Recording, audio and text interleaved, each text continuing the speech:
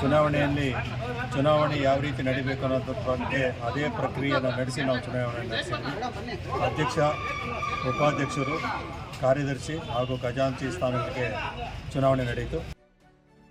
ವಕೀಲರ ಸಂಘಕ್ಕೆ ನೂತನ ಅಧ್ಯಕ್ಷರಾಗಿ ಜೆಎನ್ ಮಂಜುನಾಥ್ ಆಯ್ಕೆಯಾಗಿದ್ದಾರೆ.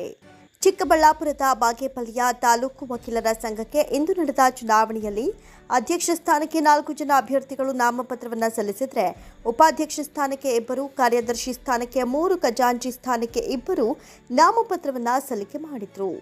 ಇದರ ಪೈಕಿ 59 ಮತಗಳನ್ನು ಪಡೆಯುವ ಮೂಲಕ ವಕೀಲರ ಸಂಘದ ಅಧ್ಯಕ್ಷರಾಗಿ ಜೆಎನ್ ಮಂಜುನಾಥ್ ಆಯ್ಕೆಯಾದರೆ 60 ಮತಗಳನ್ನು ಪಡೆದು ಉಪಾಧ್ಯಕ್ಷರಾಗಿ ಸಿ ರವಿ ಆಯ್ಕೆಯಾಗಿದ್ದಾರೆ.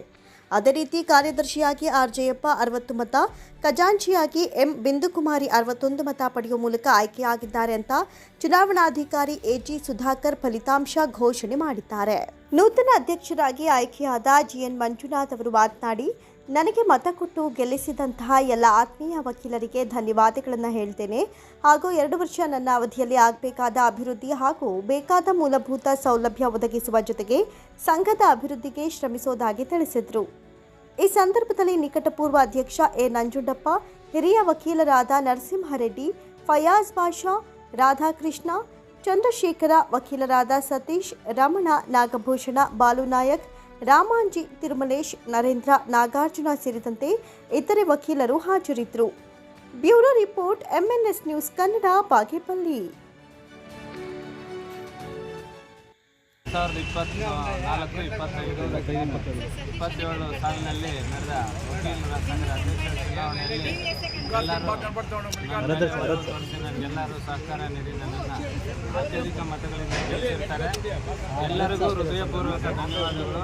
ಪ್ರತಿಯೊಬ್ಬರಿಗೂ ಹೃದಯಪೂರ್ವಕ ಧನ್ಯವಾದಗಳು ಅಂತ ನನ್ನ ಮೇಲೆ ಭರವಸೆ ಇಟ್ಟು ನನ್ನ ಗೆಲ್ಲಿಸಿರೋ ಎಲ್ಲರಿಗೂ ನನ್ನ ಕೈಲಾದಷ್ಟು ನ್ಯಾಯ ಮಾಡ್ತೀನಿ ಎಲ್ಲರಿಗೂ ಅಂತ ಈ ಮೂಲಕ ಆಶ್ವಾಸನೆ ಕೊಡ್ತಾಯಿದ್ದೀನಿ. ನಾನು ಖಂಡಿತವಾಗಲೂ ಮುಂದಿನ ದಿನಗಳಲ್ಲಿ ನಮ್ಮ ಅಸೋಸಿಯೇಷನ್ ಏಳಿಗೆಗಾಗಿ ಕಷ್ಟಪಟ್ಟು ಶ್ರಮಿಸ್ತೀನಿ. ನಮ್ಮ ಅಸೋಸಿಯೇಷನಲ್ಲಿ ಸಾಕಷ್ಟು ಕುಂದುಕೊರತೆಗಳಿದ್ದಾವೆ. ಅದನ್ನೆಲ್ಲ ಆದಷ್ಟು ಶೀಘ್ರವಾಗಿ ಇದು ಮಾಡ್ತೀವಿ.